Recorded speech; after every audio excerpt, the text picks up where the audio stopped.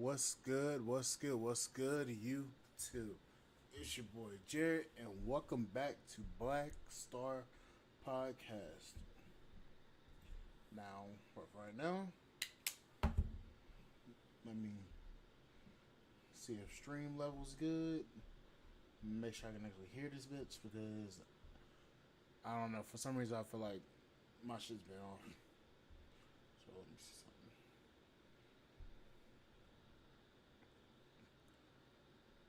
Test, test, 1, 2. Test, test, 1, 2. Copy that, and it's good. Test, test.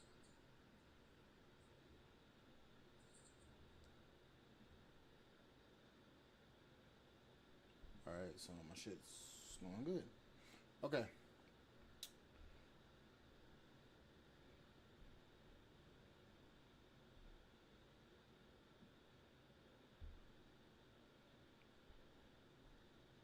Is everything good? Everything squared away.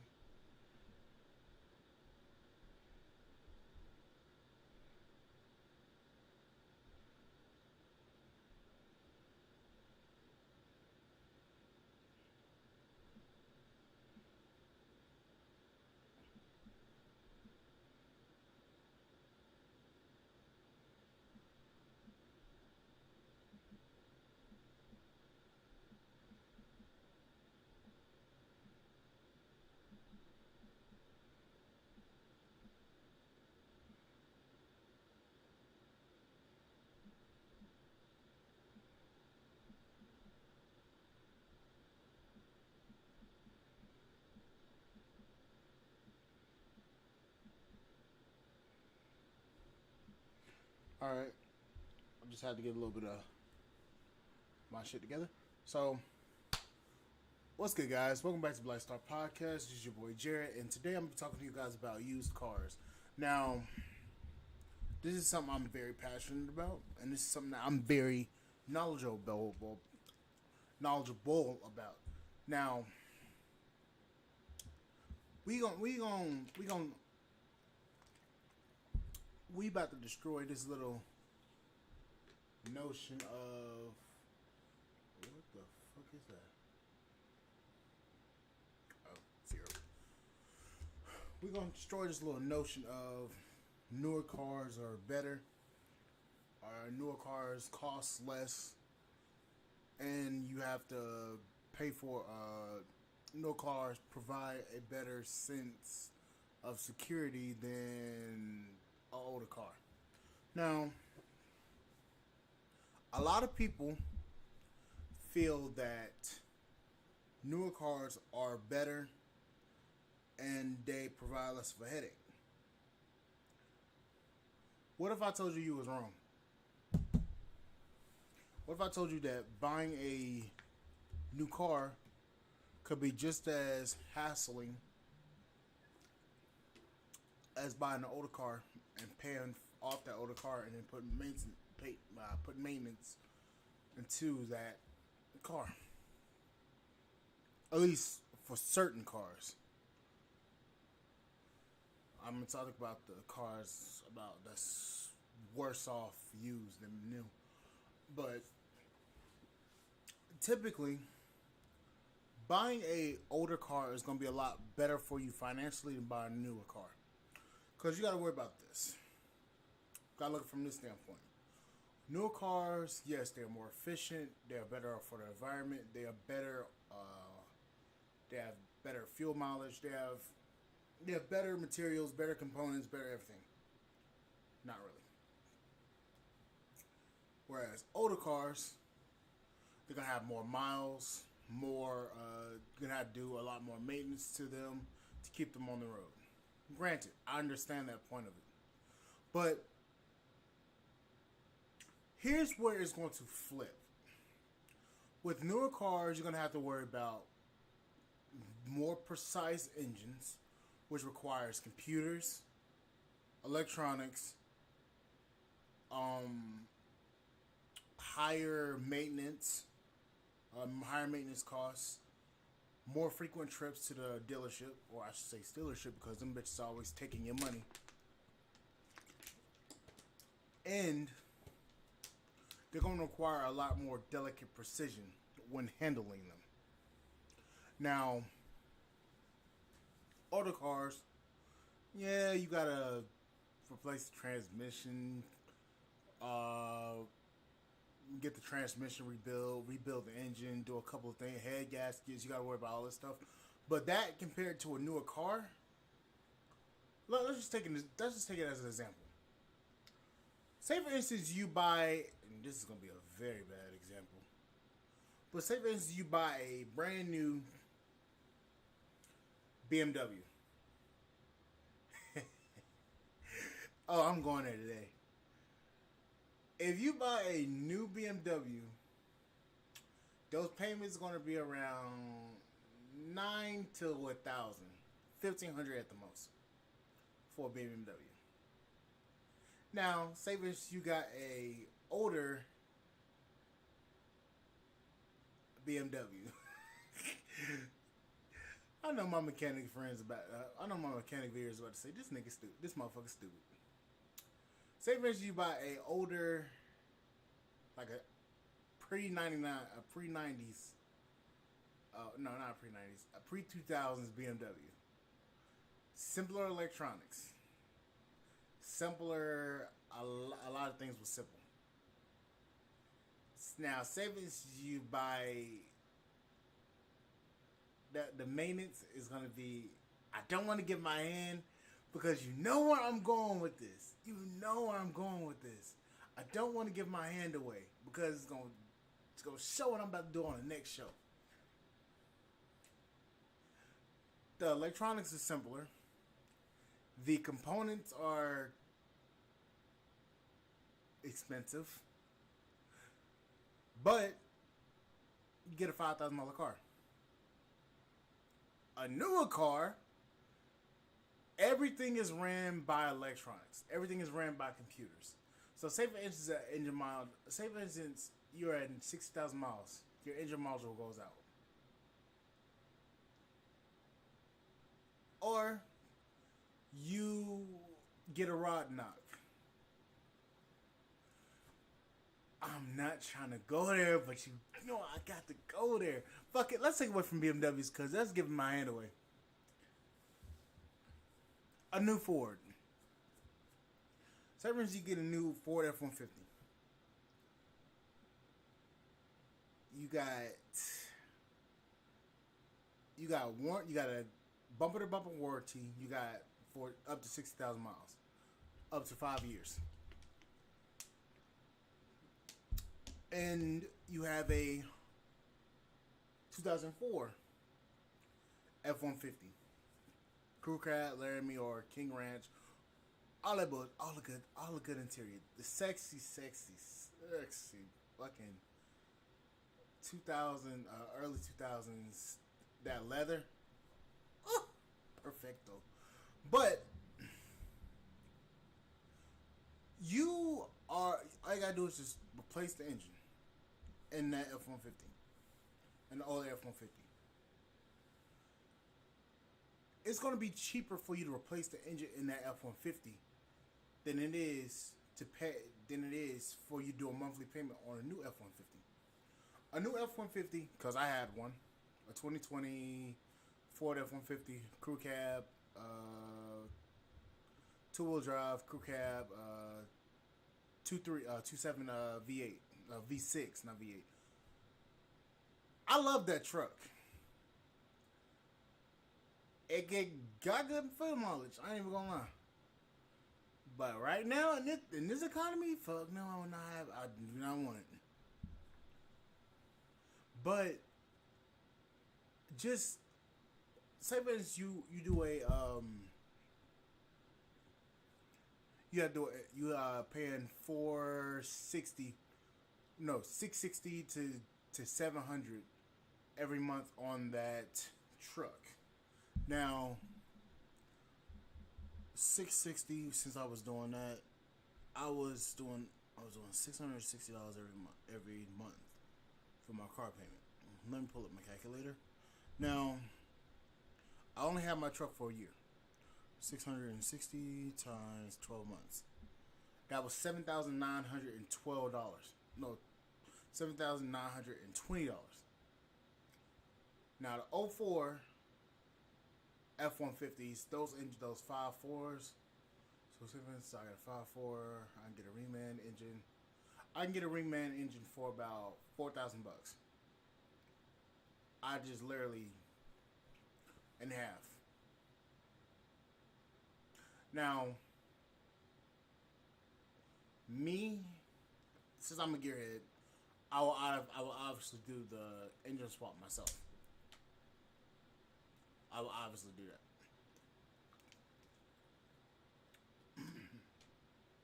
But if you take it to a mechanic, that can cost you around altogether. That can cost you around $5,000 to $6,000. You still spent less money overall than what you would have on that new car payment.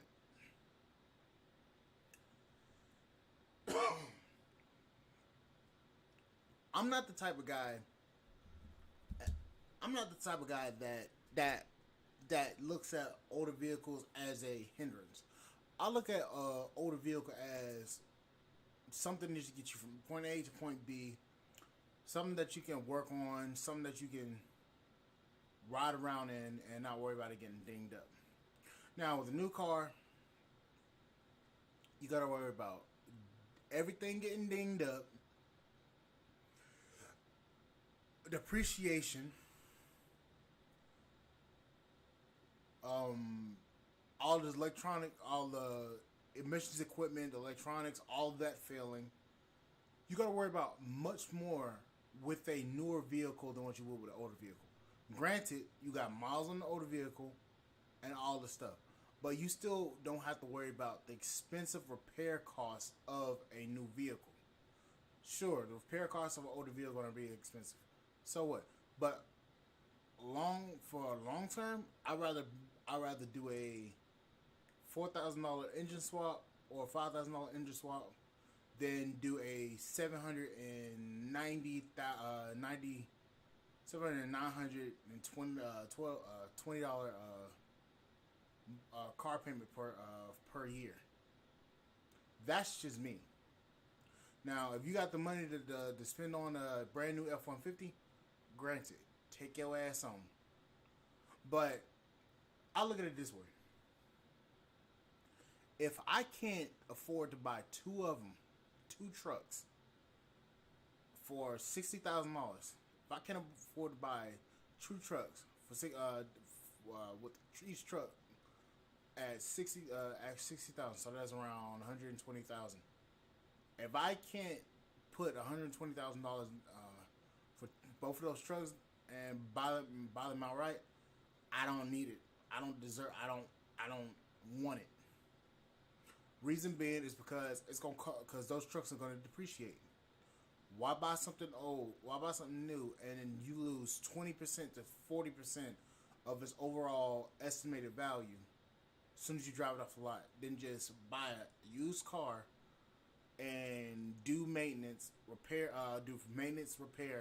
and replacing shit, and you spend less. Personally, I'll take the less money. I'll take the less money on the vehicle part. Then again, I'm a simple guy. Well, no, I'm complex as fuck. I actually like taking shit and do shit with it. But anyways, that's just fucking me. Me, I like trucks. I don't have $60,000-$70,000 sitting in the bank just ready to go ape shit crazy and go buy a new truck, buy a new diesel because I want a diesel. I don't have that money. Some of you guys may, but for me personally, I'll go out and buy me a 2004 through 2004 through 2013 ish Ram 2500 with the Cummins. Yes, I'm a diesel guy. That's just me. I like trucks. I don't have, like I said, I don't have $70,000 to put into a truck. So obviously, I'm gonna go on a cheaper route and replace the transmission, rebuild it. Well, for For the cheaper builds, I would say pre 2007 Rams, because Common systems are expensive as shit. You gotta worry about CP4. You gotta worry about CP3, CP4s, especially on CP4s, especially on the newer trucks. The newest trucks, shit, you gotta worry about CP4 failures. You gotta worry about the fuel, since the fuel doesn't have sulfur in it, which lubricates the components or the fuel pumps and all that stuff. You gotta worry about a lot of stuff with the newer trucks. Here's the hit piece. On the Bosch has had a class action lawsuit within the past 4 years for CP4 pump failures. So that's from Ford, GM, and Ram. All of those trucks that use that CP4 pump have been having failures due to the U.S. diesel fuel not having sulfur in it. So the problem is the CP4 pumps were developed in Europe.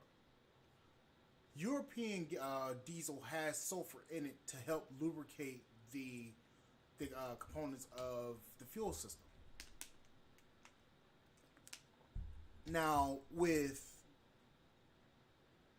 these trucks being in the U.S. and we have ultra low sulfur diesel, and depending on where you get your fuel from, you can get water in your fuel, in your diesel. You can get debris in your fuel, and these trucks only have one CP4 pump and a lift pump that really doesn't do anything in the fuel tank. So you've got the CP4 pump working full hard as hell to pull fuel from the tank. You have a lift pump that's not really providing any help to the pump to relieve stress off of the pump, and you have fuel that is not lubricating the pump right. So all three of those conditions are causing these CP4 pumps to fail. Now, when these pumps fail, they wipe out the injectors, they wipe out the fuel lines, they wipe out the high pressure fuel rails, they wipe out the pump itself, and they literally send shrapnel through the entire engine.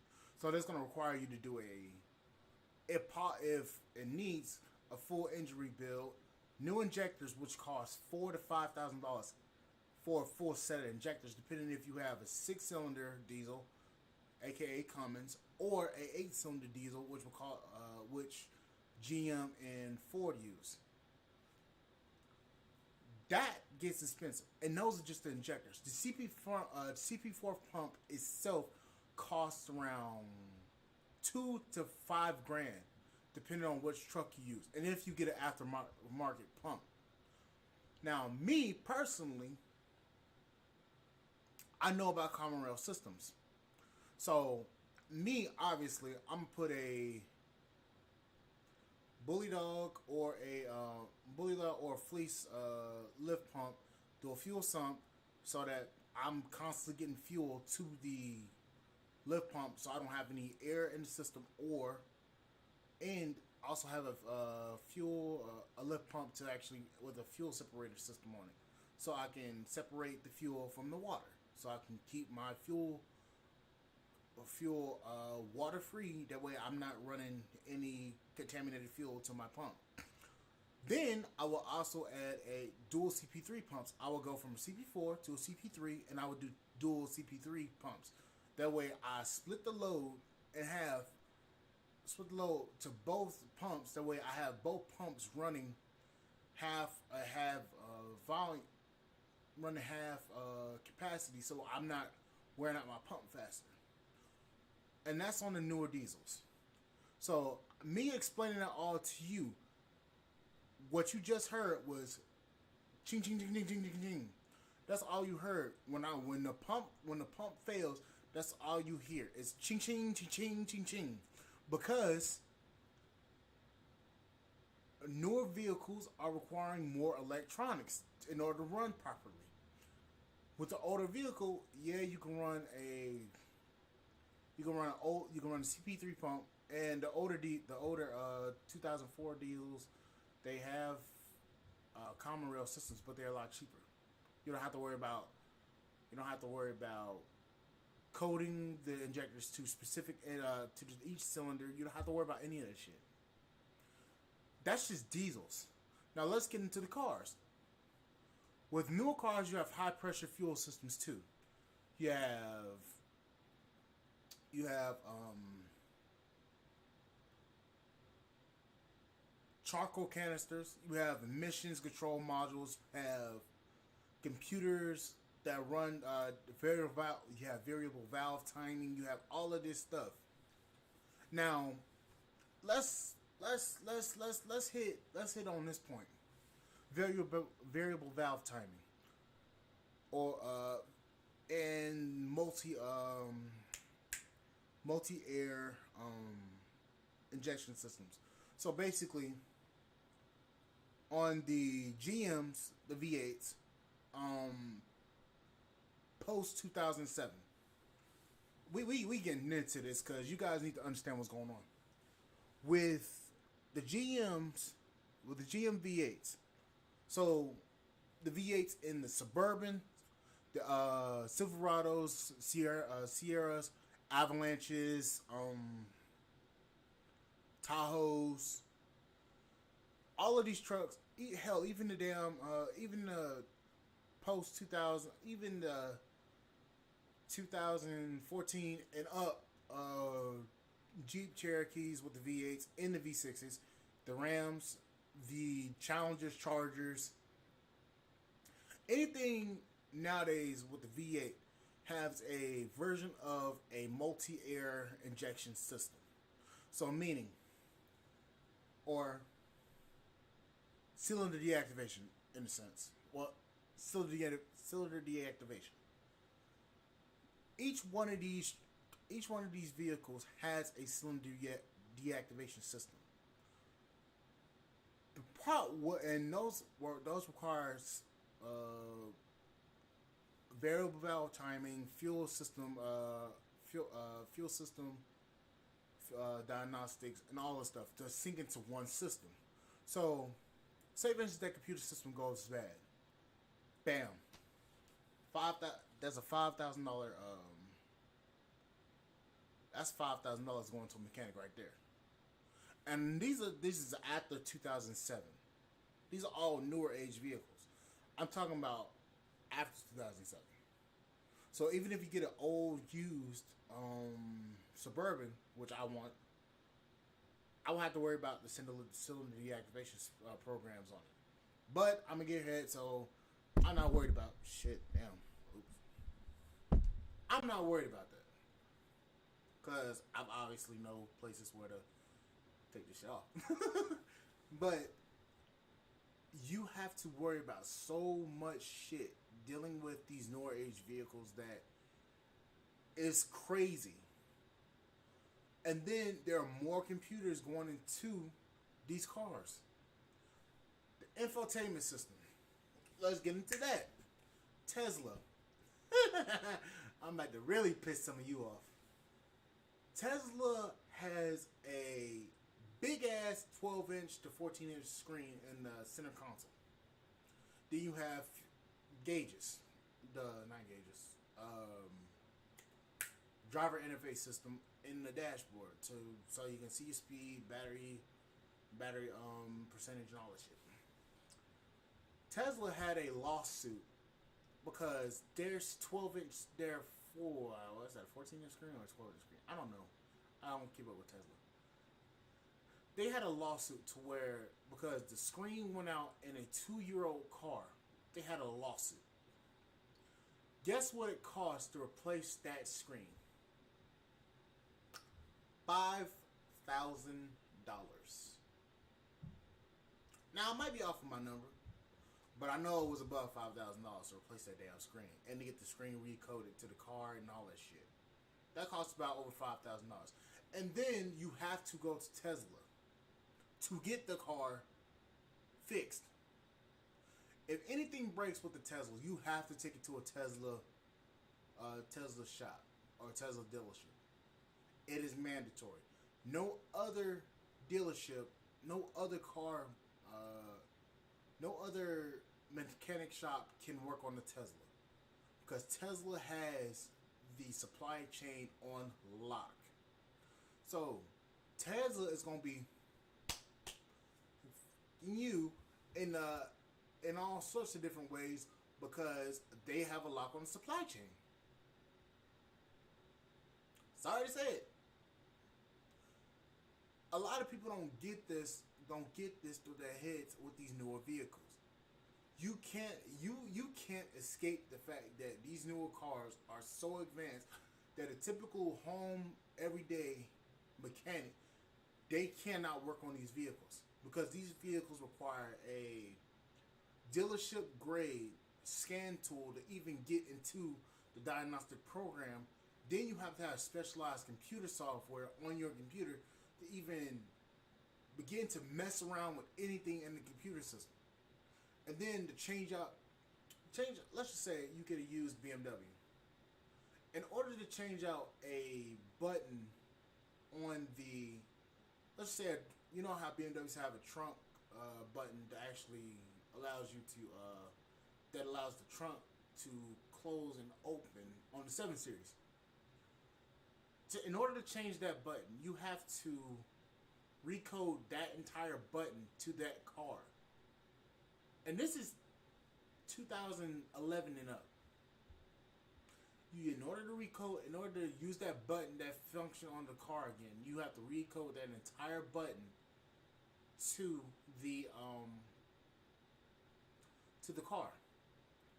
Hell, with the newer age BMWs, in order to BMW has a system to where their cars increase the output of the alternator to keep the battery charged. So say for instance you have a battery that is not charging well. The system in the car automatically increases the output of the alternator to charge the battery. So in order to change out the battery, you have to, in order to keep the battery from literally frying itself to death, you have to reset the battery's charging system to keep the battery from frying itself, the car from frying its own battery. With the older cars, you ain't have to worry about all this shit.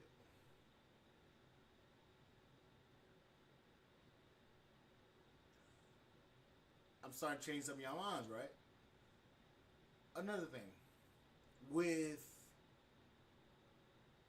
I'm sorry, there's so much shit there's so much shit that I have to say that it's coming off kind of like, what the fuck is this dude talking about? With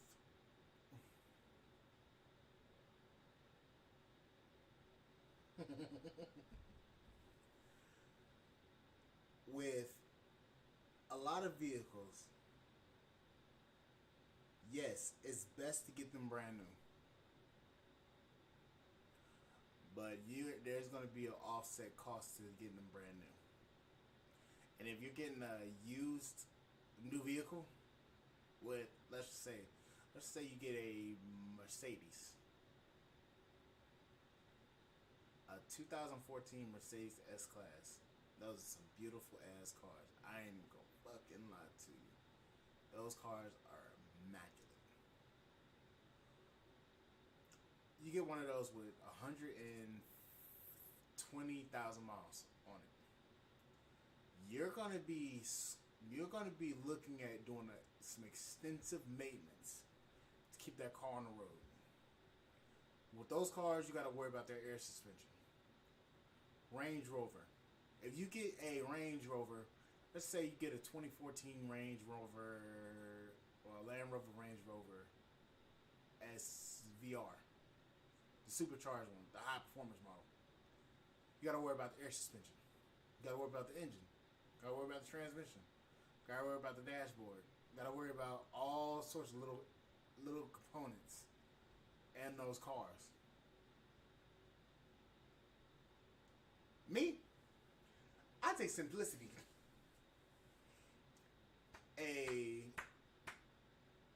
Let's just lay it out there. I take a 2003 to 2007 Mercedes S-Class S550. No, S55 AMG with the 5.4 liter supercharged V8. I like high performance shit, people. Don't judge me. I'll take that car. Or a Land Rover, Range Rover, Land Rover.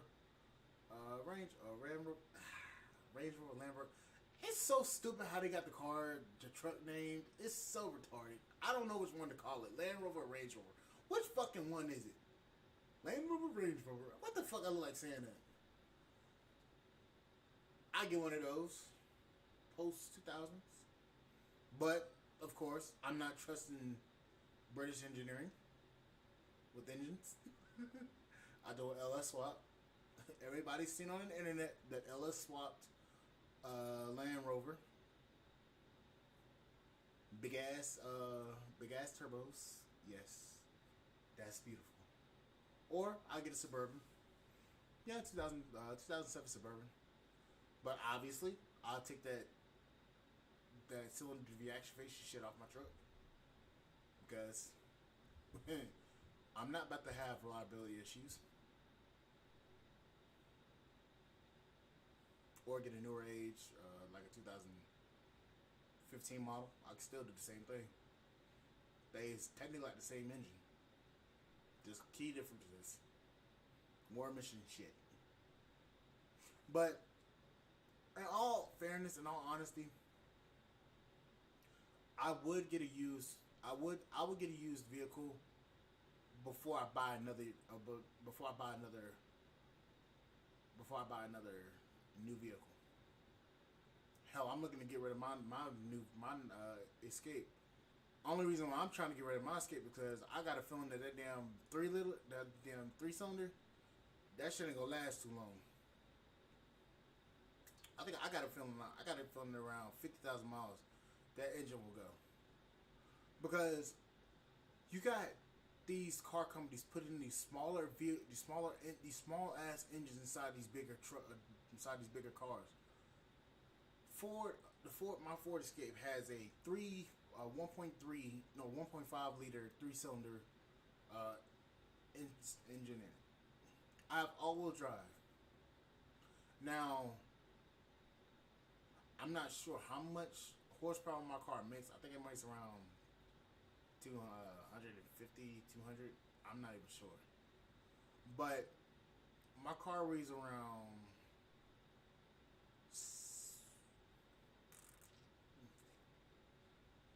5,500 pounds. I think. I'm not sure. I think so. 5,500 pounds. A little 3-cylinder pushing a 5,500 pound car. Now, I'm no rocket scientist. Well, technically I kind of am, but we're gonna just keep it for the YouTube. I don't think that much weight should be pushed around by a little 1.5 liter engine. A 2 liter maybe, a 2 liter inline 4, yes. A 3-cylinder, There's more strain on the drivetrain than with a full 4-cylinder. And granted, I got a lead foot. Efficiency wise, my car gets around 24 miles to the gallon. Granted. But with a car that size, I would expect to put a 2 liter in it. instead of a 3 liter, a 2 liter instead of a 1.5 liter. Just on the efficiency point, more power more power than what you need. Now, what I mean by that is more power to push around less weight. That way, your engine's not working as hard as it has to in order to push that car around. Because think about it like this. Think about it like this in terms of efficiency. If your engine has to work more, burn more fuel to get the car to move, just a little inch, that takes away from the efficiency point of it. If my car has to push around a lot of weight with a small engine, it's going to require me to spend a lot more on fuel. I don't like that point. Same thing, like let's think of it from a tractor trailer standpoint, from back in the day. We're gonna take it back before all this emissions equipment got first put on these trucks, these Class 8 vehicles in the early 90s. Back then, in like the 70s and 80s, tractor trailers were running V12, were running 16 to 18 liter engines. Now, you were looking like, what the hell? Some of these trucks had V10s, V12s, V16s. Yes, they had a V16 Detroit diesel. The 71V,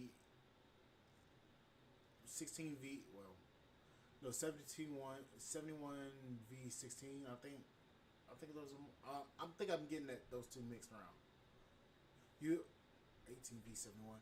You had trucks with 18. You had trucks with big Ram. You had trucks with Cummins, KTA 600, KT1 600s. You had trucks with big ass engines in them. These trucks, yes, at the time they were very fuel hungry, but the thing is, with the amount of let's just put it in this standpoint. If these trucks had common rail systems on them back in the day, they would run a hell of a lot cleaner than what they did. These trucks, you had some trucks with 600 to 700 horsepower.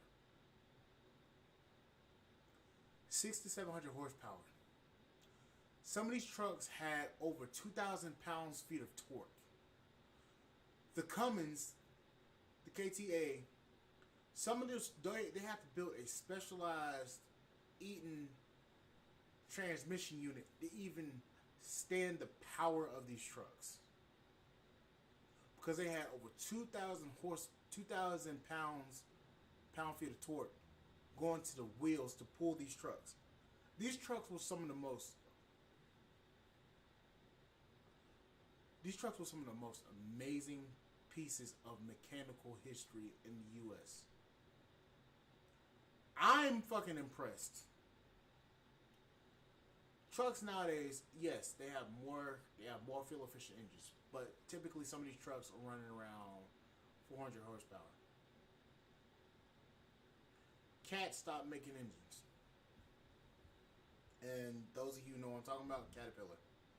Caterpillar used to make engines for highway use. They didn't always make construction engines. And if you ask a trucker which engine would you prefer, most will probably say a Caterpillar. If you had a Peterbilt, Caterpillar. None of this Packard shit. Or either was Either it was Caterpillar or Cummins. Now, if he was really nasty with it, it'd be Detroit Diesel. Nowadays, you won't even find nowadays you'll find Detroit Diesels in fucking Volvos. Reason being, they're more fuel efficient, but they ain't got as much. They ain't got the power like these older trucks did. You see more people buying older stuff. You see a lot of more people buying classic vehicles. Reason being, older vehicles all had more style to them. Everything nowadays looks so goddamn the same. I hope I ain't getting flagged. I really hope I ain't getting fucking flagged. Let me look at my shit and see if I got any people watching me.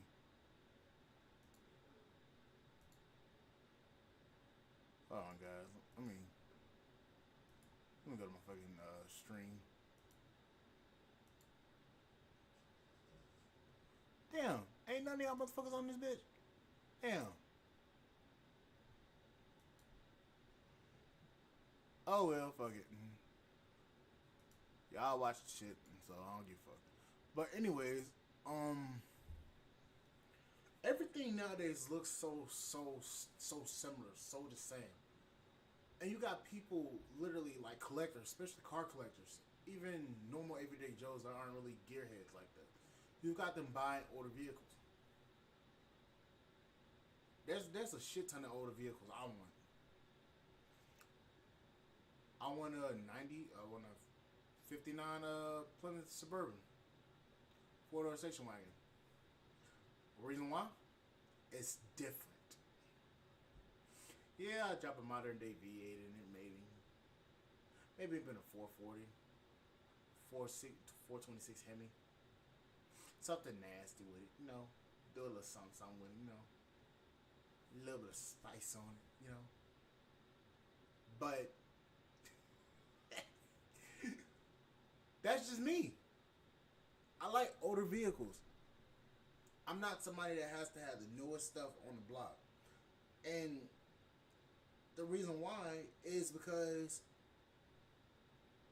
newer stuff, you've got to worry about more problems. Like I said, the more that advancing technology is going to these newer modern day vehicles, is the more it's gonna cause more problems with the cars than what they're really worth. And honestly, I'd rather not spend the money nor the time to even keep a car that looks just like the next one on the road. If I'm gonna spend some money, I'm gonna spend the money on the car that looks completely different from a different era. Yes, fuel efficiency wasn't as good as it is nowadays, but to have my car look different, I'll take the stuff. I'll drop some of the new stuff into the old stuff and drive the old stuff around. Yeah, it'd be bad, but shit, I don't give a fuck. But anyways, guys, this will be it for this podcast. I'm going on just rambling now. But guys, please like, share, subscribe to the YouTube channel, and also, please support me on this channel. Share this with people. Give people something to actually look at. So just give me